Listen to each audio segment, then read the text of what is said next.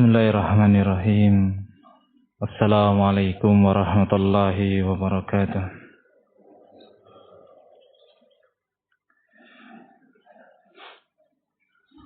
Alhamdulillah.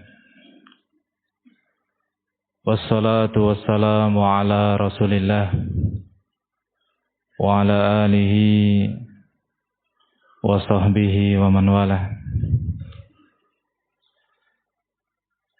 Wa asyhadu an la ilaha illallah wahdahu la syarika lah. Wa asyhadu anna Muhammadan abduhu wa rasuluh.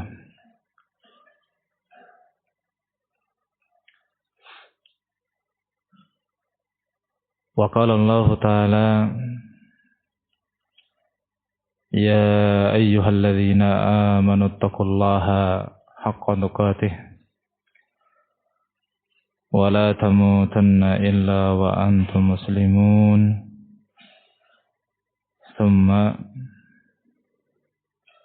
amma ba'd.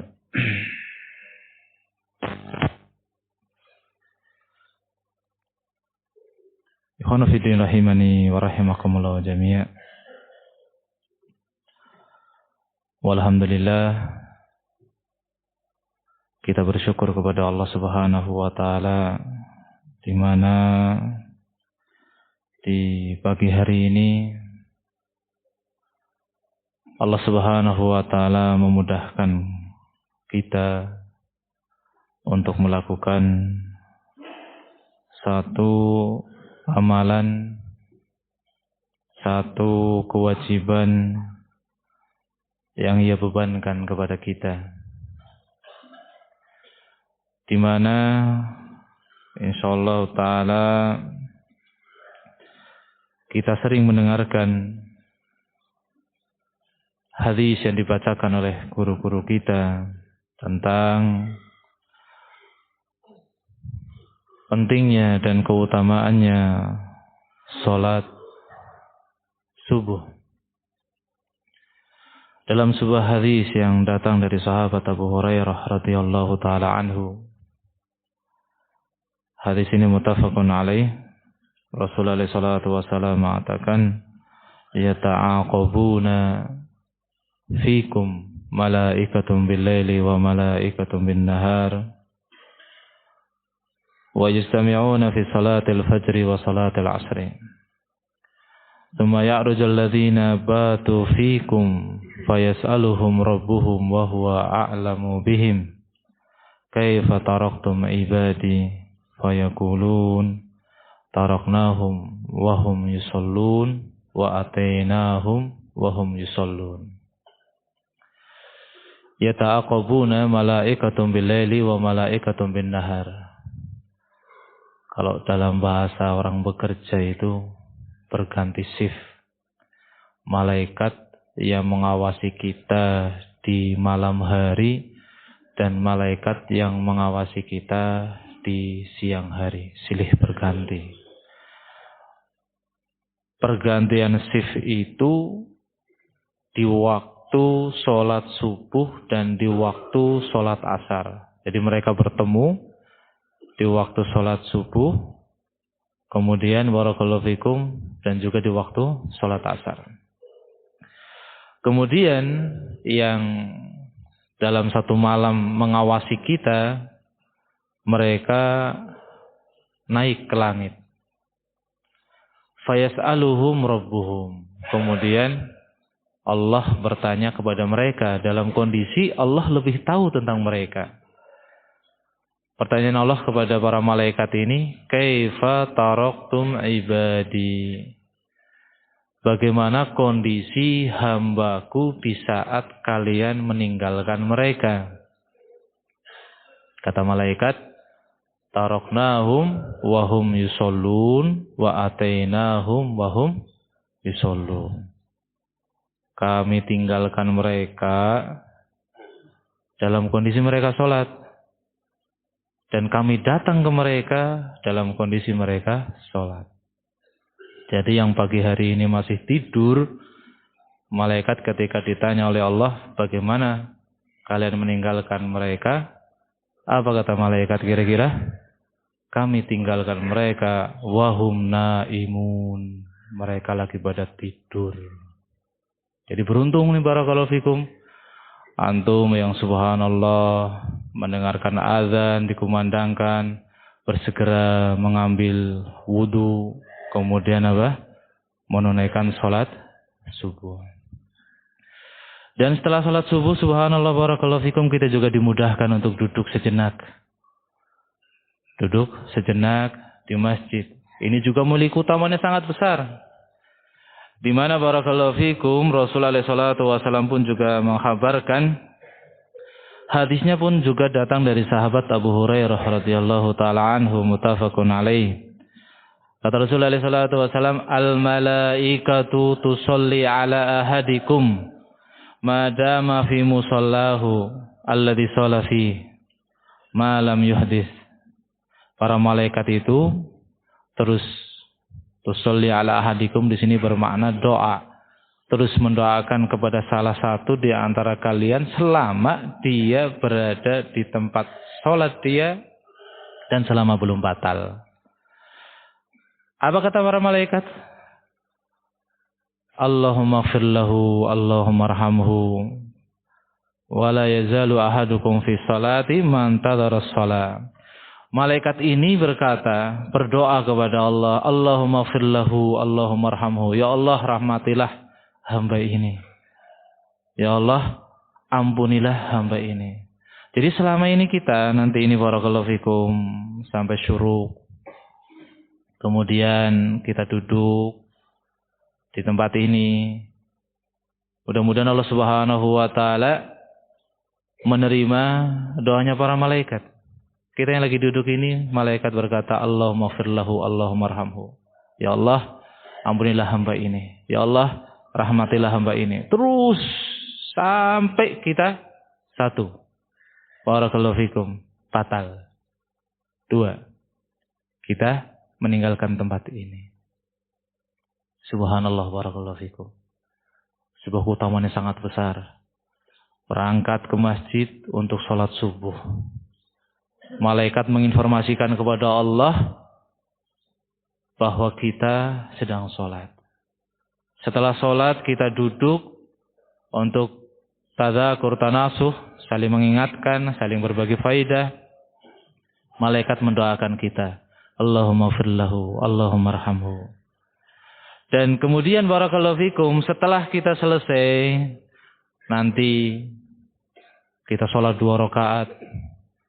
Nabi kita Muhammad alaihi salatu wasalam dalam sebuah hadis yang datang dari sahabat Anas bin Malik radhiyallahu taala anhu rawahu Tirmizi, man shalla al-fajri atau man shalla al-fajr fi jama'atin, siapa yang salat subuh berjamaah, summa qa'ada yadhkurullaha hatta tatlu'a asy-syamsu, kemudian dia tetap duduk berzikir kepada Allah sampai matahari terbit.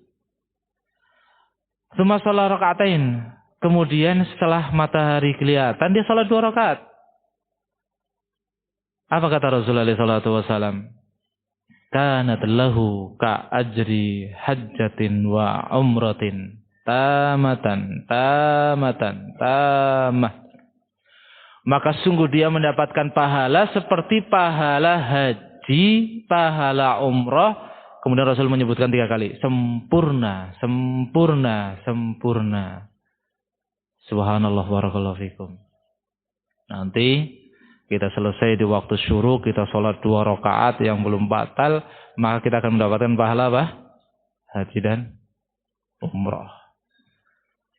Selebihnya secara keutamaan begitu banyak tentang talabul ilmi dan yang lainnya dari barakallahu fikum, ketaatan kepada Allah Subhanahu wa taala. Mudah-mudahan pada pagi hari ini kita mendapatkan keutamaan-keutamaan tersebut. Amin ya rabbal alamin.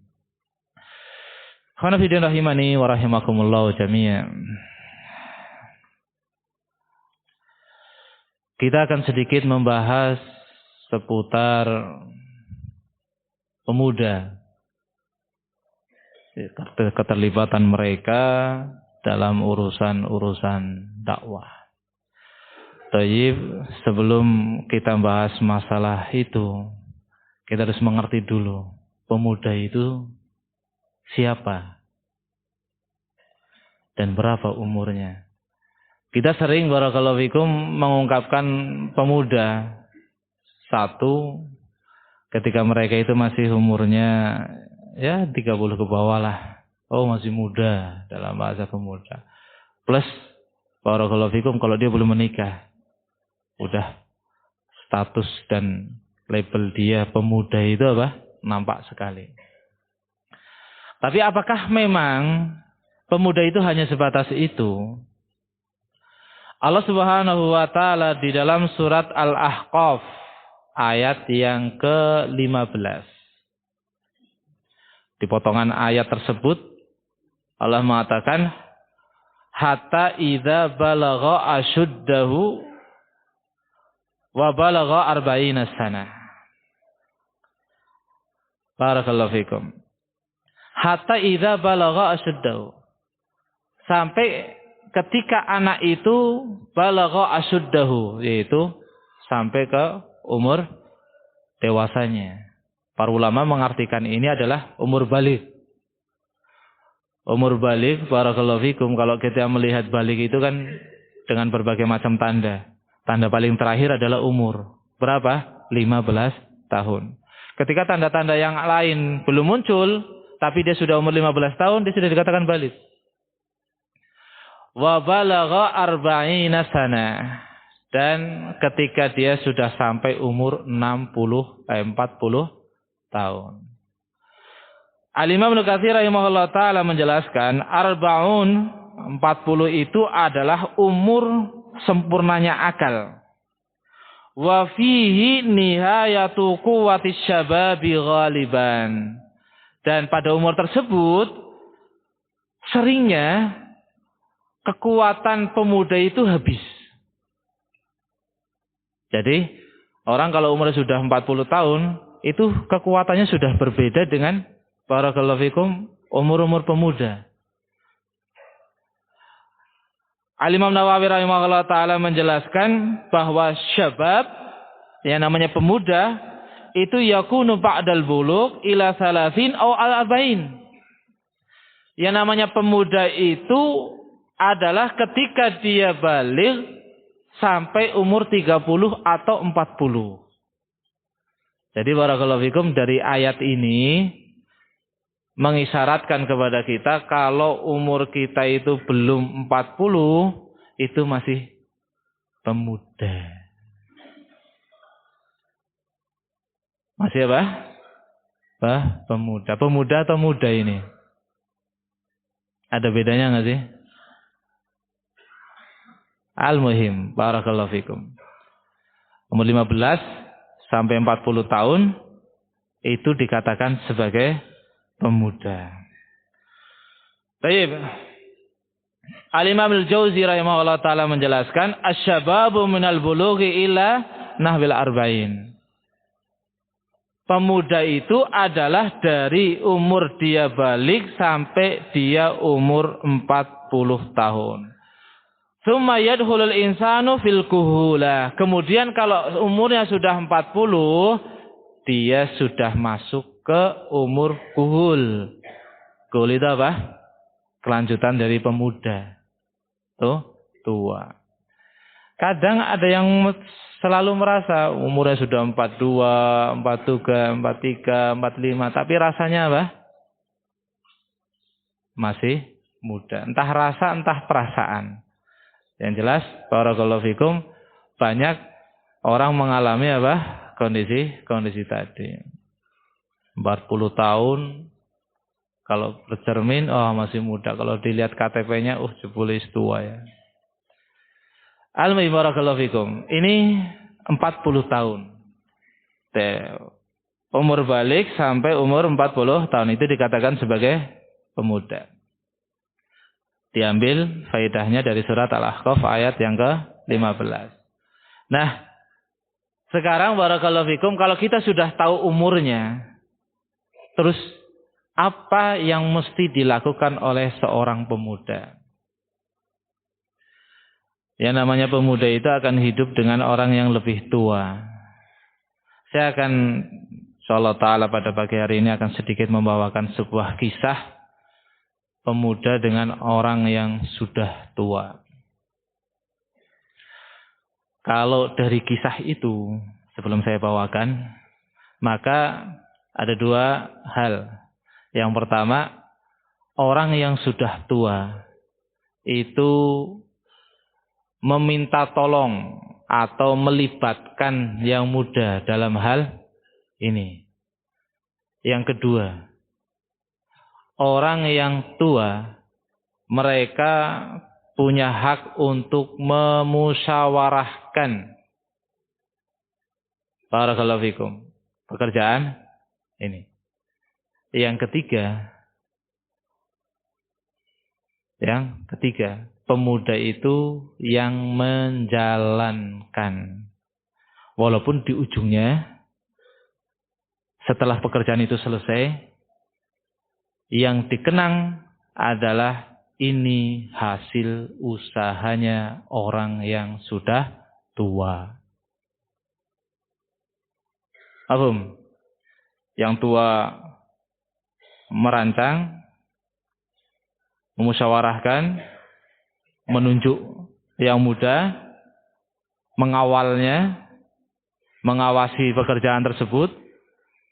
Walaupun di ujung akhirnya, barakallahu fikum, siapa yang mengerjakan ini? Fulan, yang disebut yang tua. Kira-kira dalam hidup kita sekarang itu ada nggak kondisi ini?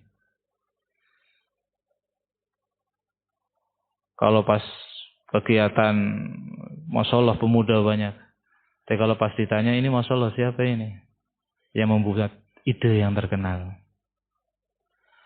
Selama semuanya melakukan hal tersebut adalah ikhlas karena Allah Subhanahu wa taala, maka apapun itu tidak akan merubah barakallahu fikum perasaan, amalan dan yang lainnya. Baik. Yang akan ana bawakan kisahnya adalah kisah yang paling mudah merujukannya bagi para penuntut ilmu, itu kisah yang ada dalam kitab Usul fi Tafsir karya Syekh Sa'di Syekh Ibnu Utsaimin rahimahullah taala, yaitu kisah tentang kitabatul Quran. Tahapan-tahapan penulisan Al-Quran. Barakallahu fikum. Setelah meninggalnya Rasul alaihi salatu wassalam, yaitu pada tahun 11 Hijriah, Rabiul Awal, barakallahu fikum, yang melanjutkan kepemimpinan kaum muslimin adalah Khalifah Abu Bakar. Kemudian Khalifah Abu Bakar, beliau memerangi orang-orang yang murtad dan orang-orang barakallahu fikum yang kafir. Sebagaimana kisah ini dibawakan oleh Imam Bukhari rahimahullah taala dalam kitabnya, tepatnya pada kitab tafsir, jadi dalam kitab Sahih Bukhari, dalam kitab tafsir pada bab firman Allah Subhanahu wa taala, laqad ja'akum rasulun min anfusikum azizun 'alaihi ma anittum. Ana Umar, bahwasanya Umar bin Khattab asyara ala Abi Bakrin radhiyallahu taala anhuma, beliau memberikan saran kepada Abu Bakar radhiyallahu taala anhuma bijamil Quran, untuk mengumpulkan ayat-ayat Al-Quran menjadi satu mushaf. Kemudian itu terjadi pada waqatil Yamamah, setelah perang Yamamah. Namun sahabat Abu Bakar Siddiq radhiyallahu taala tidak langsung mengiyakan apa yang disarankan oleh Umar. Falam yazal Umar yuraji'uhu. Namun Umar terus mengulangi, menyampaikan sampai akhirnya Allah Subhanahu wa taala melapangkan dada Abu Bakar untuk mengerjakan apa yang disarankan oleh Umar. Fa'arsala ila Zaid bin Thabit. Kemudian sahabat Abu Bakar mengutus seorang untuk memanggil Zaid bin Thabit. Kemudian beliau akhirnya pun datang. Wa indahu Umar. Ketika Zaid bin Thabit datang, di sisi Abu Bakar ada sahabat Umar bin Khattab radhiyallahu taala anhu. Fakal, kemudian Abu Bakar berkata kepadanya, innaka rajulun syabun. Subhanallah. Engkau itu seorang pemuda. Baik. Waktu itu kejadiannya kurang lebih pada tahun barakallahu fikum 12 atau 13 Hijriah. 12 atau 13 Hijriah. Nah, Abu Bakar beliau itu lahir 2 tahun sebelum tahun gajah. 2 tahun sebelum tahun gajah.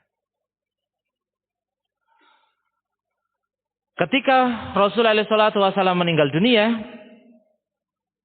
barakallahu fikum, berarti kurang lebih umur Abu Bakar adalah 65 tahun.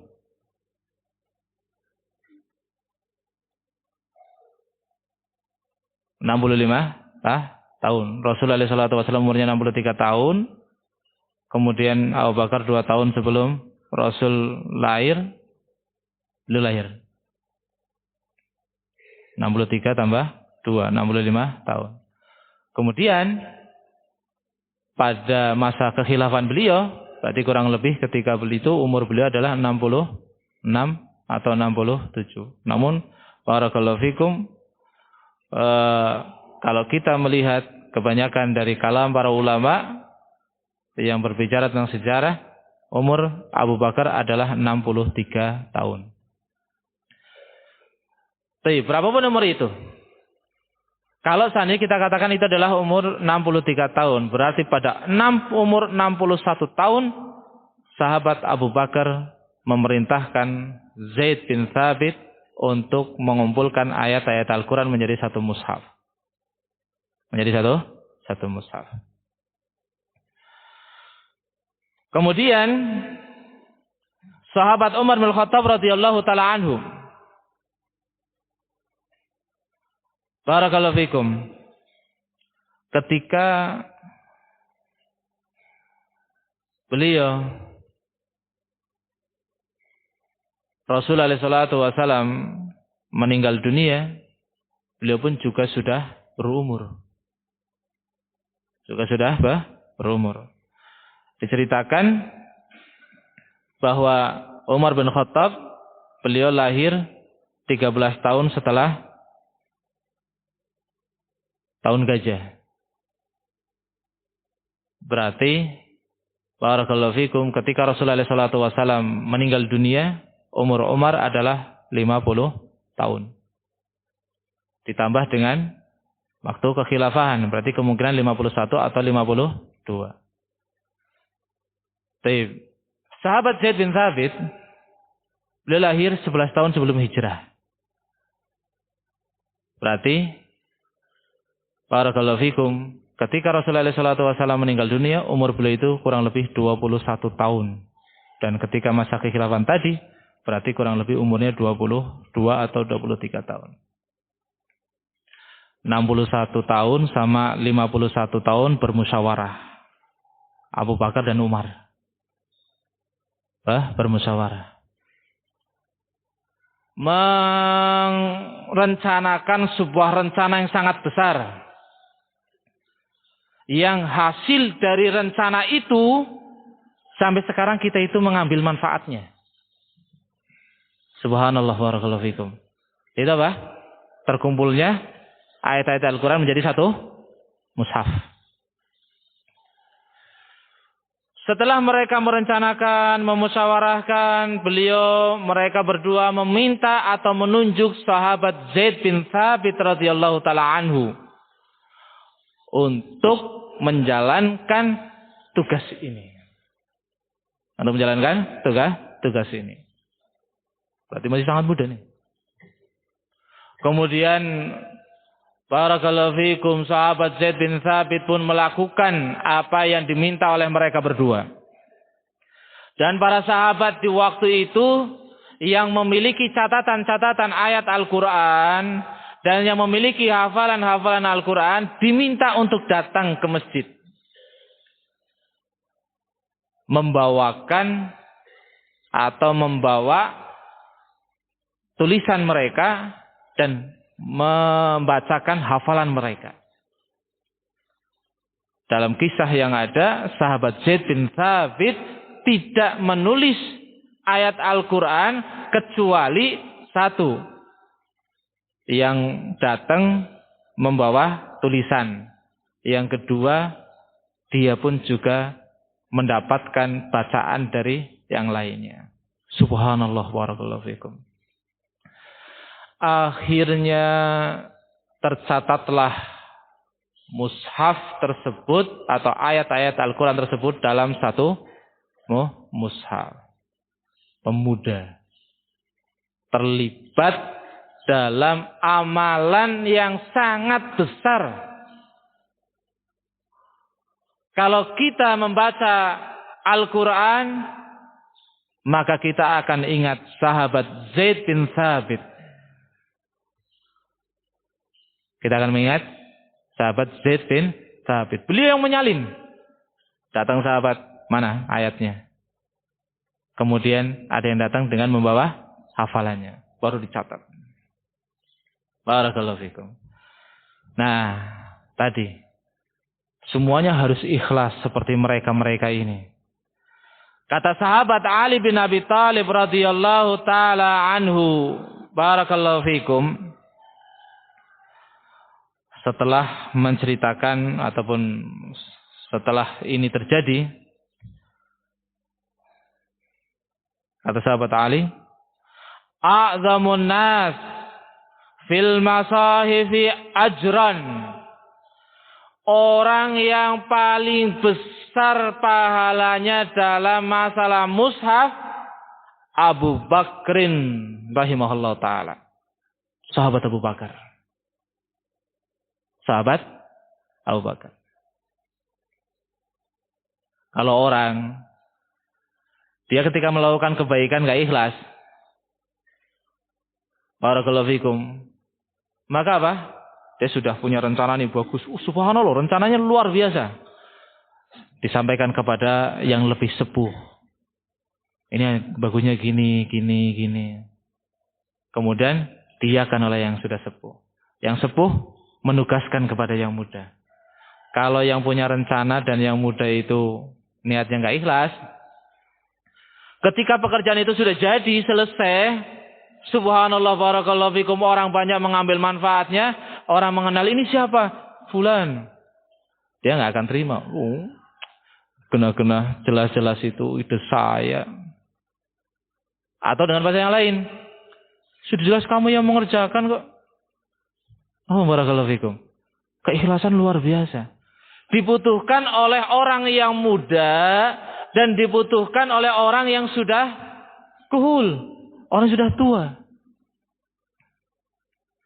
Yang jelas dalam masalah ini bahwa semestinya para senior-senior, orang-orang yang sudah sepuh membiasakan diri melibatkan anak-anak yang muda untuk hal-hal kebaikan-kebaikan. Seperti yang dilakukan oleh dua khalifah ini, Abu Bakar dan Umar radhiyallahu ta'ala anhuma.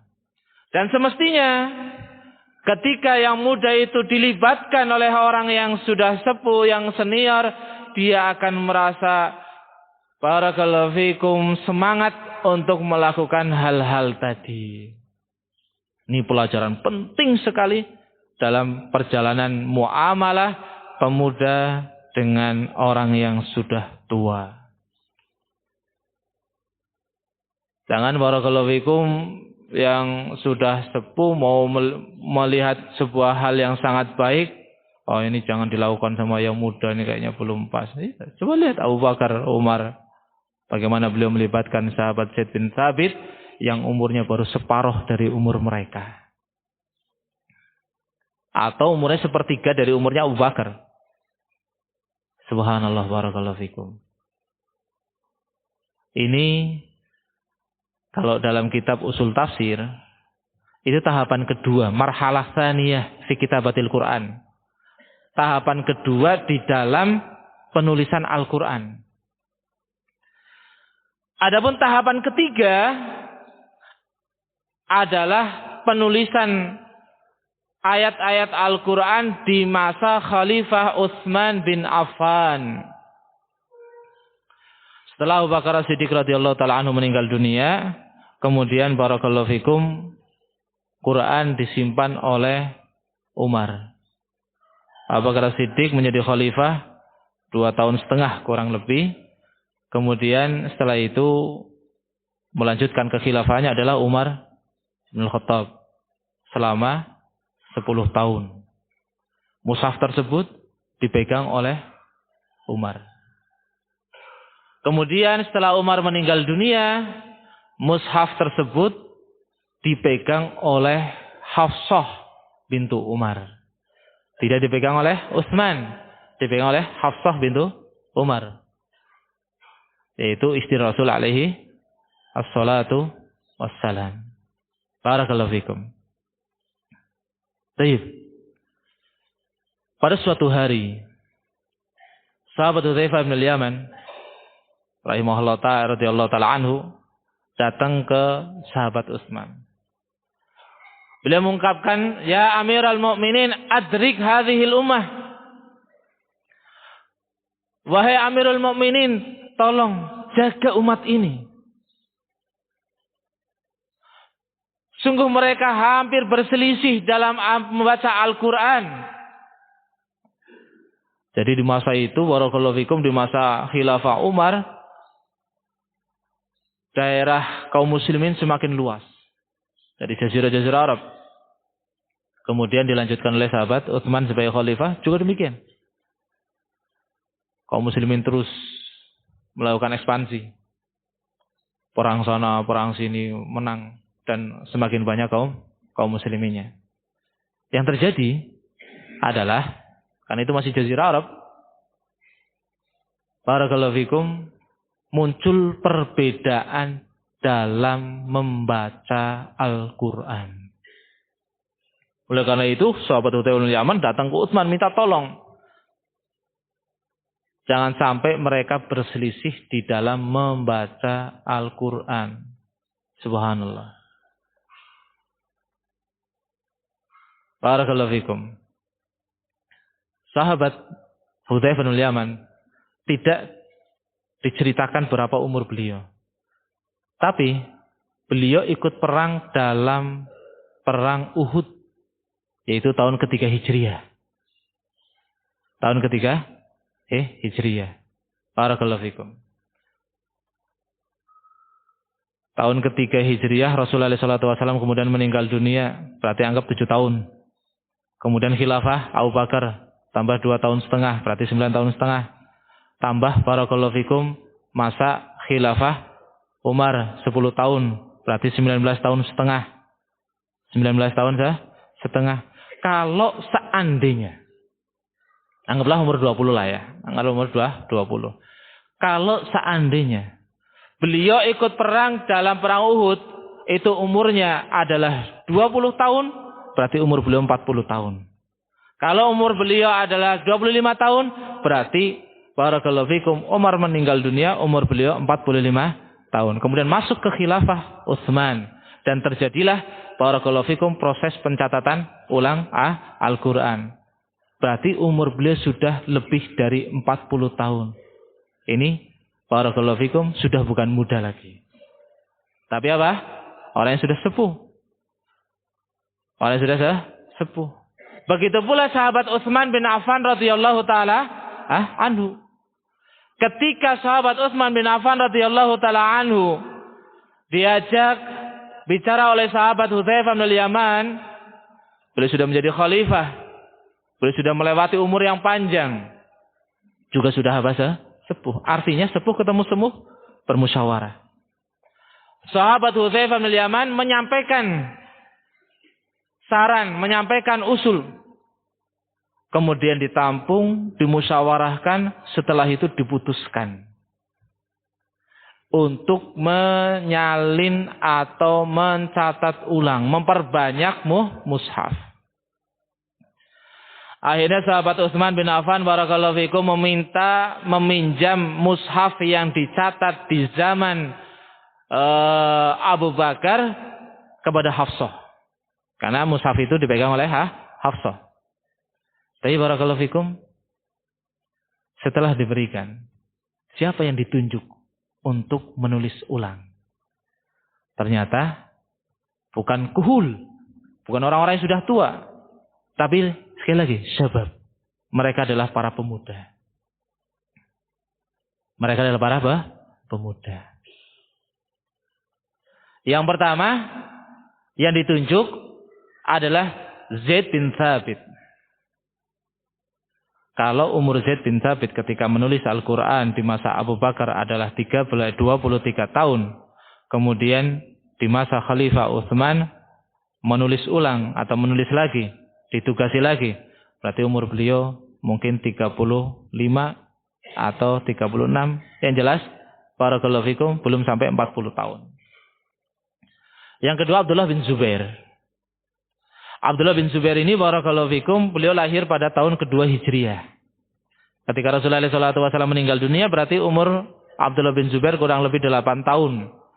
Kemudian ditambah umurnya Khilafah Abu Bakar 2 tahun setengah, ditambah umur Khilafah Umar 10 tahun, berarti berapa? 20 tahun setengah. Kemudian terjadi penulisan tersebut. Anggaplah barakallahu fikum, yang jelas tidak sampai 30 tahun. Dan masa khilafah Utsman adalah 12 tahun. Baik. Kemudian yang ketiga, Sa'id bin Al-As. Sa'id bin Al-As ini barakallahu fikum, beliau lahir 4 tahun sebelum hijrahnya Rasulullah SAW. Berarti ketika Rasulullah SAW meninggal dunia, umur sahabat Sa'id bin Al-As itu kurang lebih 14 tahun. 14 tambah khilafah Abu Bakar 2 tahun setengah, berarti 16 setengah, tambah khilafah Umar 10 tahun, berarti 26 setengah, tambah waktu sampai penulisan. Anggaplah 30 tahun. Subhanallah barakallahu fikum. Yang keempat, Abdurrahman ibn al-Harith ibn Hisham. Beliau lahir 9 tahun sebelum hijrah. Kurang lebih 9 tahun sebelum hijrah. Rasul meninggal dunia umur 19 tahun berarti kurang lebih. Tambah masa khilafah Abu Bakar 2 tahun setengah, berarti 21 setengah. Tambah masa khilafah Umar 10 tahun, berarti 30 tahun, 31 tahun setengah. Kemudian masa khilafah Utsman. Artinya belum sampai 40 tahun. Pemuda-pemuda semua ini, barakallahu fikum, yang ditunjuk oleh sahabat Utsman untuk menyalin ulang mushaf. Untuk menyalin ulang mushaf. Dan subhanallah barakallahu fikum, yang masyhur dalam hal ini, para ulama mengungkapkan ini adalah jasa Utsman ibnu Affan. Sampai kalau kita pegang mushaf yang sekarang sering diungkapkan mushaf ala rasmi Utsmani.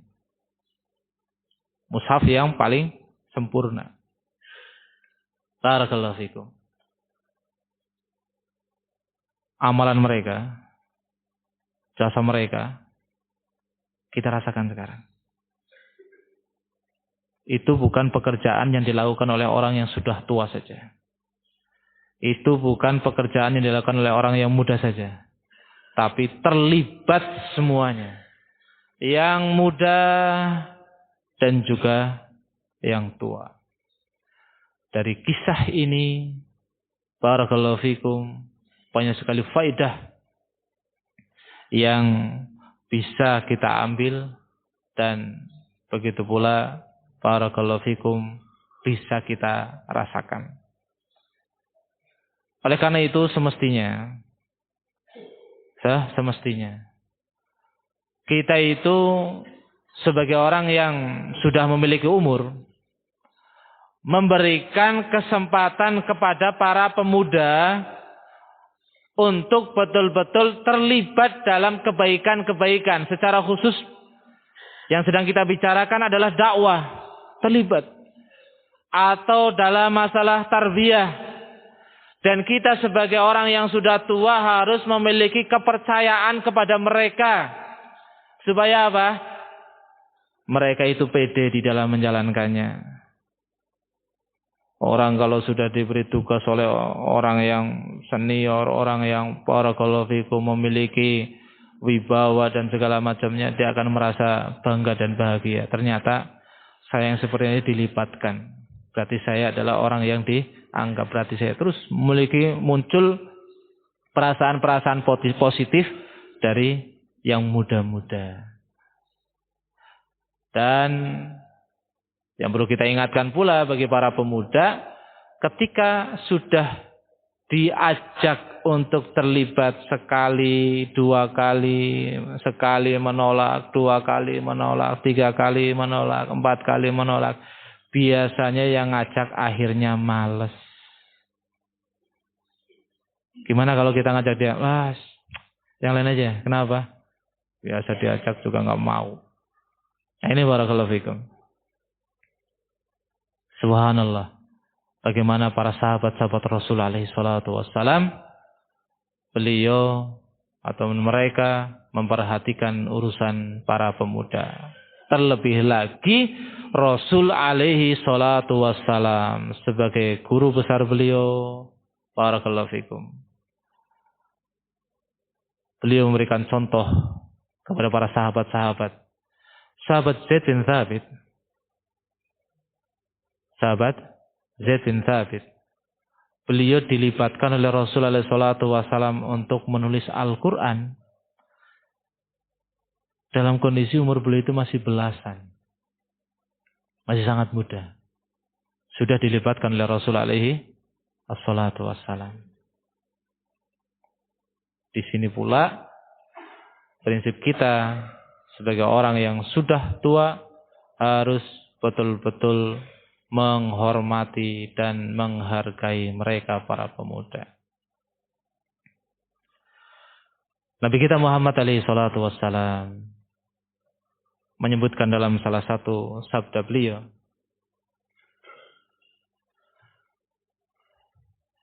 "Innallaha idza arada li'abdihi khaira ista'malahu." Allah bila ingin memberikan kebaikan kepada seorang hamba, ista'malahu. Dalam bahasa salaknya, Allah memperkerjakan dia atau Allah menjadikan dia beramal, kayak gitu lah kurang lebih. Para sahabat bertanya, "Ya Rasulullah, kaifa yasta'miluhu?" Wahai Rasulullah, bagaimana kok Allah itu mempekerjakan, Allah itu menjadikan dia beramal? Kemudian kata Rasulullah sallallahu alaihi wasallam, "Yuwafiquhullah li'amalin sholih qabla mautihi." Allah memberikan taufik kepada hamba tadi untuk melakukan amalan soleh sebelum dia meninggal dunia. Keumuman, barakallahu fikum, manusia mereka berpatokan bahwa meninggal itu di masa tua. Dan Rasulullah SAW mengingatkan kita dalam salah satu sabdanya, "A'adzarallahu mri'in akhara ajalahu hatta balagha 60 sana." Allah memberikan uzur kepada seorang, tentunya menunda kematiannya sampai dia berumur 60 tahun. Nah, barakallahu fikum. Ketika umur 60 tahun, tadi kita ini sudah kuhul, sudah tua. Atau ketika kita umurnya mendekati 60 tahun. Berarti kita ini sudah tua. Maka yang mesti kita lakukan, adalah kita memperhatikan generasi kita. Ketika kita di umur itu diberi pandangan baik oleh Allah Subhanahu wa taala, yuwafiquhu li'amalin shalih qabla mautihi. Allah memberikan taufik kepadanya untuk melakukan amalan soleh sebelum dia meninggal dunia. Kita diberi taufik oleh Allah untuk hal ini. Salah satu amalan soleh adalah kita membangun generasi kita. Bukan hanya sebatas barakallahu fikum kita didik dia di kelas. Bukan. Tapi bagaimana kita melibatkan mereka dalam hal-hal yang baik. Sebagaimana Rasul dan para sahabat-sahabat Rasul alaihi salatu wasallam melibatkan mereka para pemuda untuk hal-hal yang baik. Ini generasi yang harus betul-betul kita perhatikan. Bukan hanya sebatas barakallahu fikum kita didik, kita ajari. Kalau dalam bela diri, barakallahu fikum orang latihan. Maka setelah latihan dia harus sparring. Supaya dia tahu apakah dia selama ini ketika latihan itu kuat atau tidak. Apakah dia selama ini latihan itu bisa memanfaatkan latihannya ataukah tidak. Kita memberi kesempatan kepada mereka dalam hal-hal kebaikan. Apapun itu. Yang jelas selama itu adalah jalur kebaikan. Barakallahu fikum. Dan jangan terburu-buru menyimpulkan, memberikan hukum, memberikan kesimpulan tentang kondisi anak-anak muda. Oh dia sudah nggak mau ngaji, oh dia sudah futur, tidak. Jangan terburu-buru. Barakallahu fikum. Bagaimana kita mendekati mereka, bagaimana kita barakallahu fikum melibatkan mereka dalam hal-hal yang memang pas untuk mereka terlibat. Secara khusus adalah barakallahu fikum dalam permasalahan dakwah. Mereka punya hafalan, mereka punya kemampuan untuk mengajar, mereka punya kemampuan untuk berdakwah dan segala macamnya. Mencoba barakallahu fikum membukakan jalan untuk mereka. Ini kalau tidak kita lakukan, maka generasi kita itu tidak akan berkembang, berhenti di situ. Kemudian ketika tidak berkembang, adik-adiknya juga memandang seperti itu, kemudian malas untuk menempuh apa yang telah ditempuh oleh kakak-kakaknya. Terus seperti itu barakallahu fikum. Subhanallah.